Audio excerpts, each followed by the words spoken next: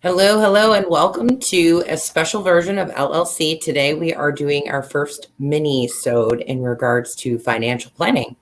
It's one of those topics that we all talk and know about, but this is to dive in further and get a further understanding of who we are and what we should be looking for as signs of working with great people to understand which direction you should go with your financial planning. So I did want to introduce my co-host, Nathalie Mathis, as as well as Chris Stokes. So Chris, thank you for joining us today. Would love for you to just tell the audience a little bit more about yourself. Yeah, so I work with a team. We're the Bespoke Capital Advisors of Raymond James. Um, let's see, our primary focus, and we really do work exclusively with privately held business owners who are eventually going to become independent of their business. That's the main idea. That's the main focus, and that's all we work with. And it's really fun to work with business owners, especially those that are in this awesome position of, hey, I've grown this amazing business. I've worked so hard. Now what? What kind of planning needs to go into focus? What kind of team do I need to build around me as I go into a transaction and eventually exit? So it's really fun. We enjoyed a lot, and I look forward to talking with you today. And how long have you been in this field? We were just talking about this yesterday. It's so funny you brought that up. So I will be 10 years in the business next year. So 9 years right now. And it's been a fun, I've seen a lot I'm sure. in that time frame. But that's where I'm at now, about 9 years. Looking forward to the 10-year anniversary of my career, I guess, next year. So Nathalie and I were talking. We're the ones who picked this concept in regards to talking about financial planning. And some of the things that we were discussing is a lot of people, younger, middle-aged people, and some people are even close to retirement, don't understand the fundamentals of it and what should they be doing to prepare for their future. So with this, I did want to ask, what are some basic topics for people to think about when they're starting their career to think in regards to financial planning? Yeah, and that's the big question is, what do I do when I finally get the right job and my career starts to get moving?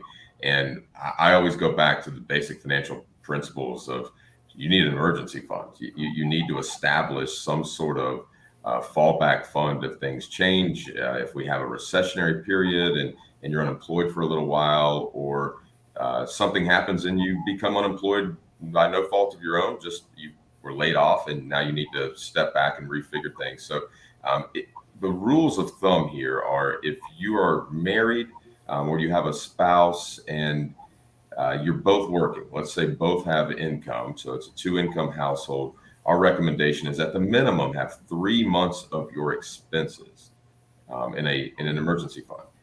If you're a 1-income household, then that bumps up to a minimum of 6 months of your expenses in an emergency fund, so you can access that whenever you need it. So for many that are starting out, that might be single, the rule of thumb there would be, you're a 1-income household, so 6 months expenses.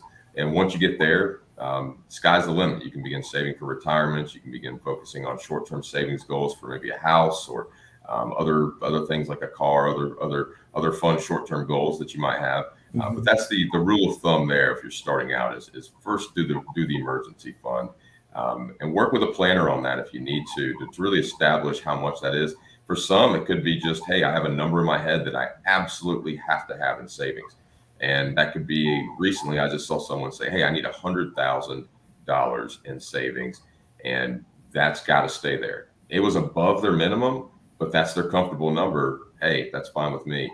Everything after that, we can begin focusing on their goals.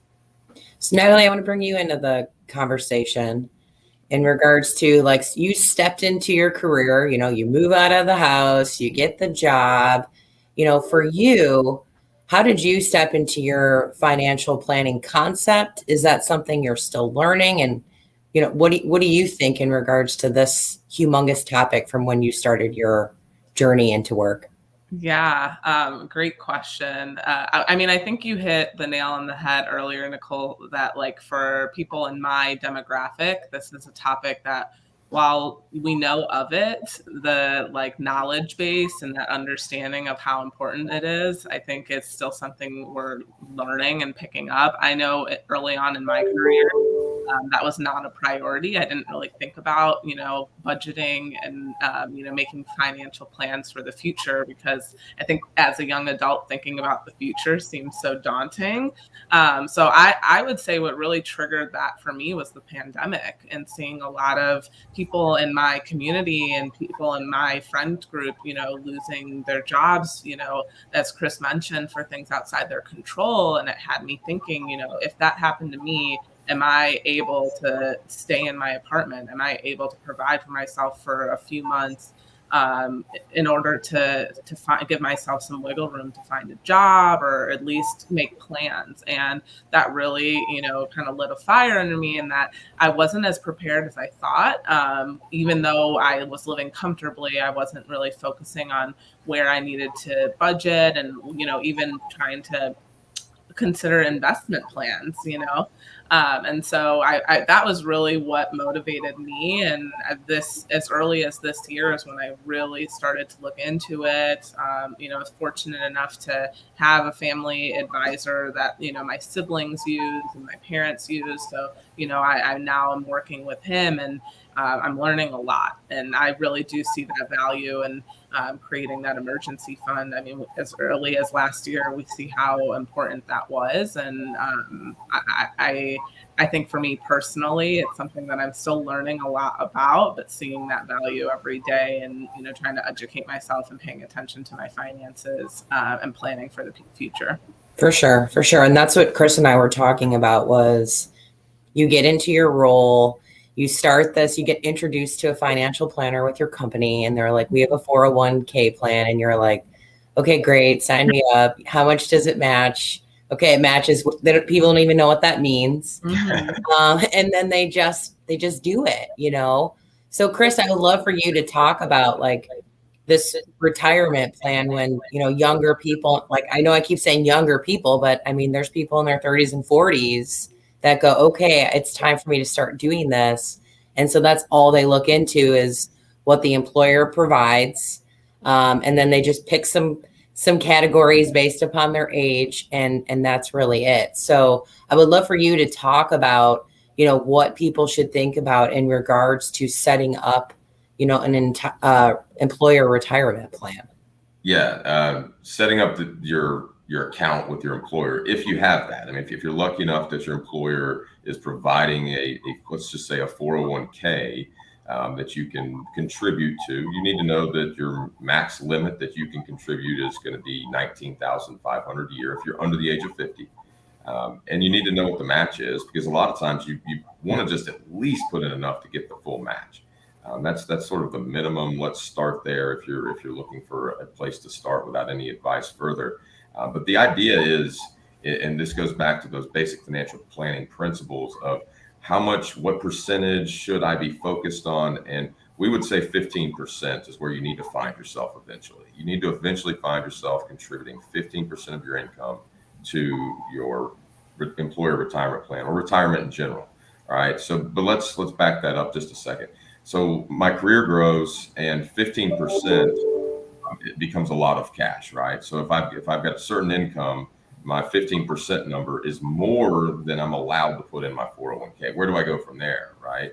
So at that point, you have an overflow. And really, if you're at that income limit, you're probably not going to be able to utilize a Roth IRA. You're going to be over the limitation there. You're not going to be able to get deductions using a traditional IRA. So it's going to be hard to do that. There are some backdoor strategies that are out there, but ideally, why can't I just overflow and invest in a brokerage account and just have a really nice, investment allocation to invest my money in on a regular basis, so that at least I know at the end of every year that 15% minimum went to some sort of retirement investment account. It doesn't have to say retirement in the name of the account to be a retirement account.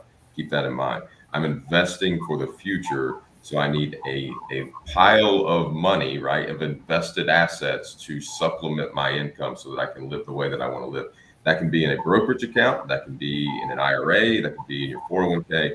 There's many ways to do it, but you need to think of it that way in terms of, I know my match, I'm going to at least put in get the match. I'm eventually going to get myself in a position where I'm putting 15% total of my income in some sort of investment account every year, whether it's 401k, IRA, or a brokerage account. And that is set up long term. That's money that I'm never going to touch until the time comes to retire. If you do that, you'll really be grateful one day. Oh, I'm sure. And when you say 15%, and I'm thinking about my 23-year-old self, I mean, I was spending that money on pizza and ramen noodles and not thinking about that. So, I mean, I would love for you to go into the concept. So I have my 401k at work. I have my emergency fund. How do I find somebody that I can go to? Like, what is it that I should be looking for when I'm finding that person to help me make these decisions? That's great. And we provided, I believe, the 8 simple questions to ask if I'm looking for an advisor, but know the right questions to ask anyone if you're looking for a financial planner to work with. The number one question that we provide to our clients who are in the phase of, all right, I'm going to go entertain different advisory teams or work with different financial planners to see who fits. These are some great questions to ask to really hone in on who you should be working with. And number one is, are they a fiduciary? Are they bound to keep your best interests in mind at all times when making any sort of recommendation? You would be surprised how many can't really answer that question honestly. It really is quite interesting to us how many struggle with that. But that is the number one thing I would look for. The other is, do they create investment policy statements? So when you do invest with them, are they going to provide you with some sort of investment policy statement that states, hey, this is the layout, this is how we're going to invest? And it can be very detailed in some cases. In many cases, what we do is do a very detailed investment policy and then provide a nice clean bullet point for the client so that they can understand exactly how things are. And it should be reviewed pretty often. So that's number 2. And ask questions on these if you want as we go along. I'll give you the third one here. And then, what is their investment philosophy? Do they have an investment philosophy that is going to be in line with what you're trying to accomplish? Often people can get themselves in trouble if they run across someone who really is just selling product. They're probably not a fiduciary. They just have some products that they can provide for investment and opportunities and such. And it becomes a sales type environment. Well, I would say an investment philosophy should match what the client is looking to do and how they're going to accomplish their goals. Do they align? So that's number 3. And do we have a comprehensive financial plan? Are you going to be able to build that for the client? So that's something to make sure you're asking. And then, how often are you reviewing it? Are you going to sit down twice a year and go through that plan and make changes as we get along, especially if you're young? I always say it's hard to make a comprehensive financial plan for a 23-year-old because there's so many things that are going to change over that time frame. But really, how can we get some basic principles in place within a plan that if they follow, the goal that they're setting can not only be accomplished, but if they make changes along the way, it won't be detrimental to the plan. But reviewing it often is important. So at least once a year, we try to do it twice a year with all of our clients. Especially those that have sold their business recently. It's important to review and keep up to date with things as we manage taxes and mitigate those as we go along. So I was gonna say something in regard to that, because I do work with Chris, and one of the things that we had to do was this goal setting. So I am almost 40, and I do run and own a business. I've been investing for years now in regards to 401ks, IRAs, different things. And we had this goal setting conversation. My husband and we had this goal set, and I was like, I don't know. I never thought about that. I never thought about this. I don't know. And it was weird at first, right? To think, here I am, this business owner, and I've never really sat down and said, what do I think about these different items and how do I do that? So one of the things I wanted to ask you, Nathalie, have you ever sat down with someone and talked about obviously you talk about retirement age and what you're looking for, but have you gone through a checklist of things that you're wanting to tend to in your life or not have happen in your life? Yeah, it's funny you asked. That's something that I'm going through this year. That's one of the questions that my advisor had brought to me, just like what I am looking for when we're going over my current finances, and then what I'm like striving for in the next couple of years, 5 years, 10 years. And it wasn't something I really thought about originally. Apologies, I have a puppy. So. It's okay. But yeah, it's just one of those things where I think, when you're in your 20s, you just think that life's going to happen for you almost. And so like, as you continue to be financially stable, it's like, yeah, eventually I'll get a house and then I'll, have a family and I'll pay off my loans, but you don't really make a plan on how you're going to do that. And so again, that's something that I've been outlining, this year. I really want to, pay off my student loans. That's a goal for me. And I'd really like to be able to buy a house. And so now just working on that timeline of how much I need to be able to save and what that timeline looks like. Those are conversations I'm having now. And it's really exciting once you do start setting those goals, because then it becomes realistic. It becomes something that's real and tangible, and you want to strive to hit that goal versus this abstract idea of like, yeah, at some point I'm going to have a house. But actually being able to break down your finances and say, wow, with where I'm at, I could actually do this in 2 years. And that makes it more realistic. And it's really astonishing then for me at least, to then have taken that back look at my finances and think, I actually am doing a lot better than I thought, and where I could be if I actually, set this plan and set these goals for myself is really exciting to see for then the next stage of my life. So, and that's why, with everything that Chris is going over with these questions, I'm hearing these questions, and I'm really grateful that I had a family advisor that we've been working with for years. But for those who are going in and searching on their own, and especially individual contributors like myself, I don't have my own business, but I'm trying to create, financial independence, and who knows what those goals are. Having somebody that you can trust and to rely on, that they're going to be there and have your best interests at heart. I think it's huge, especially as somebody who's younger and maybe not as knowledgeable about, budgeting and where to invest their money. It's really important to be able to trust who you select as an advisor. For sure. So Chris, one of the things that I've done with like my teammates when they're trying to set goals, and I know I struggle this with you, what I say to them in regards to work when I'm asking them to goal set is, they're like, well, I don't know what I want to happen. So I'm like, what do you not want to happen? And so it's worked sometimes in regards to that. I mean, I can see that being a thing for you to utilize too in the future when talking to people, because it is so daunting, like when you're thinking about these things. When do you not want to work? How long do you, like just reversing those questions, and it turns into, well, I don't want this, so this is my goal. Yeah, it's almost, what are the positive goals to set so I can avoid the negative things that I don't want to happen, right? That's a nice reverse engineering of some goal setting there.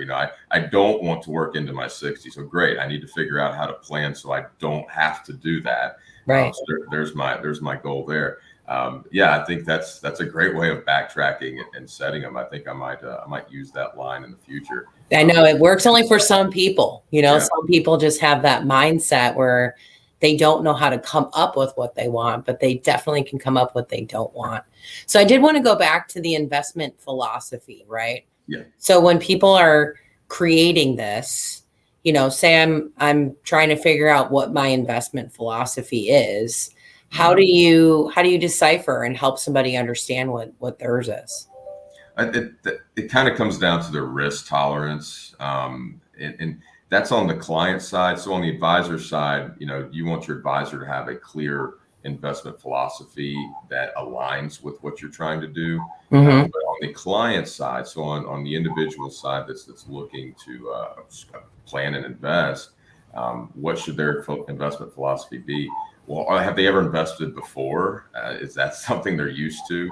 How do you become comfortable setting up an investment allocation with your advisor? And there's a lot of, I think education is key there, because there's so much to know that, well, let's face it, the majority of the public does not understand investing, right? Especially in marketable securities, right? So you want to make sure that your advisor is going to educate you around all of that.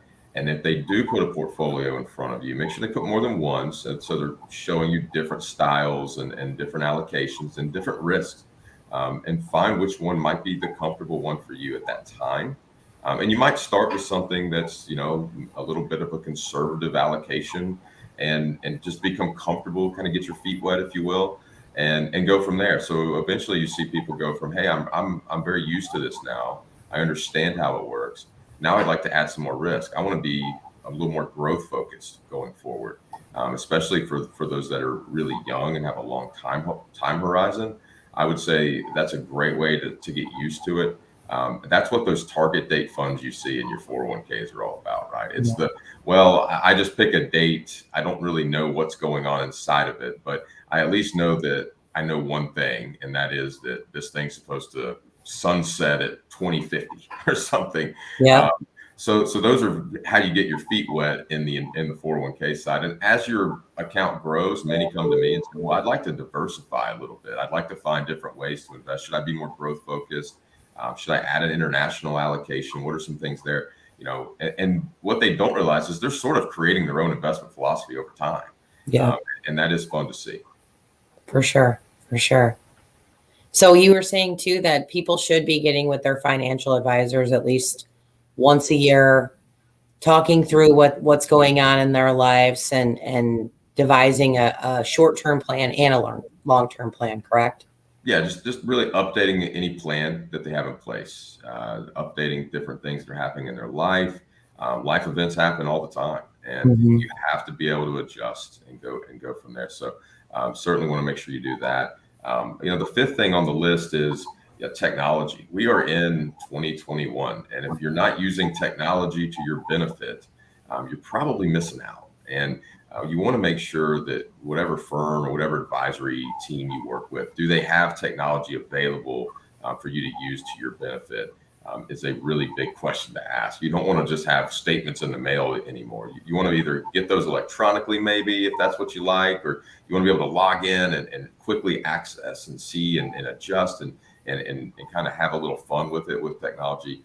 Those are really great. The sixth thing is, how does your advisor help you with taxes? Are they willing to work with your tax accountant or your accounting team to help mitigate taxes on an ongoing basis? Many don't, but we feel that if you can mitigate taxes or use different strategies to save, that's one extra dollar that's in your pocket that's not in the government's pocket, so to speak, right? So if you can mitigate well and you can work well with your advisor and your accountant work well together, that's a huge bonus for anybody. Well, I wonder if people tend to even think about that. Like, I think they think they're just saving, and I don't know if a lot of people even think about the tax implications that happen. Yeah. Or that you can even ask your advisor and accountant to work together. I wouldn't have even thought of that. Yeah. And they should, especially as your income grows, your career gets in a different place. You want to make sure, because for instance, if you're used to putting money in a Roth IRA every year, and suddenly your income goes above the limitation, and you're still putting money in the Roth IRA, well, you're not working together and you're not talking about it the right way. You need to make sure that you understand, hey, if my income hits a certain limit, I'm not allowed to make contributions to a Roth anymore.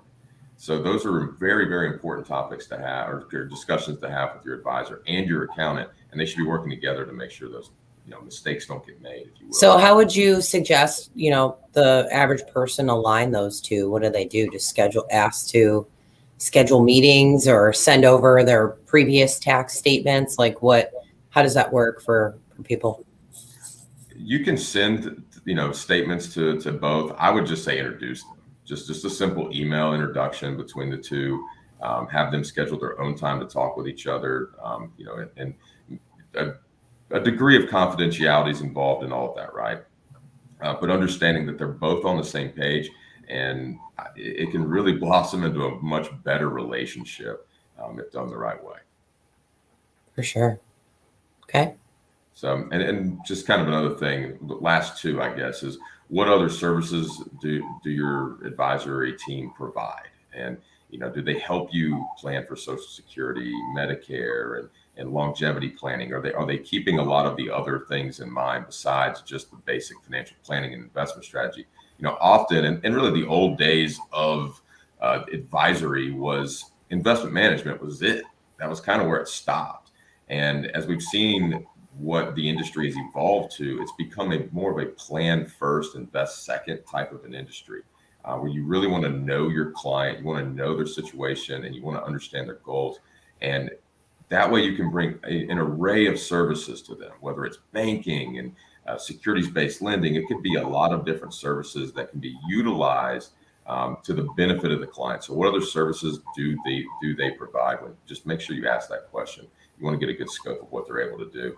And then what's the all-in cost? I mean, last but not least, what is the all-in cost of doing business with them? And the reason it's all in is because anybody can say, yeah, my fee is X. This is what you pay me to do business, for planning, investment, all that.